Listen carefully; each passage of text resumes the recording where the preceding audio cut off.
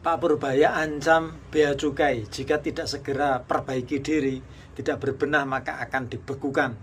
Lalu akan diganti dengan SGS. SGS itu apa teman-teman? Adalah seperti outsourcing lah. Jadi perusahaan dari Swiss.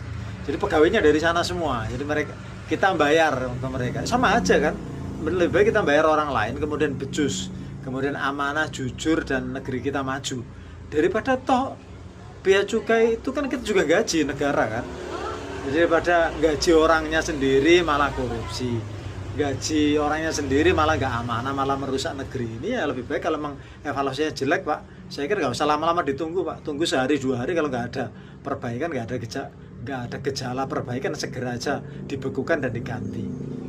Mereka suruh kerja yang lain dan dikasih di pos-pos yang lain, itu Anda bisa ngatur di situ. Saya kira rakyat mendukung itu teman-teman ya. Jadi ada pengalaman di Filipina itu katanya pakai SGS itu ya, kayak kita di Indonesia ini bea cukai itu tempat koruptor itu.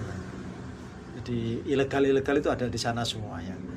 Itu penghasilannya mohon koreksinya ya, yang awalnya 1 triliun misalkan 1 tahun itu bisa naik menjadi 3 atau 4 triliun, berkali lipat 4 triliun. Nah kalau kita sekarang misalkan Indonesia pendapatannya 4 triliun misalkan, terus bisa naik menjadi 12 triliun, kan keren itu. Walaupun gaji mereka SGS juga nggak murah katanya, SGS itu mahal ya, triliunnya juga misalkan biasanya dapat 4 triliun, kemudian gaji SGS-nya 1 triliun, kan baru 5, sedangkan nanti pendapatan bisa berkali lipat kayak Filipina itu bisa 10 ke atas, kita kan malah untung juga.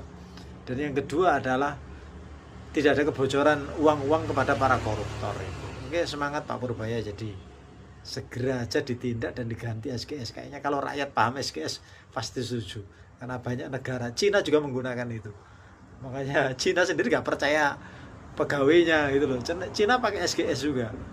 Saya kira Indonesia pengen maju seperti Cina, bisa dicoba.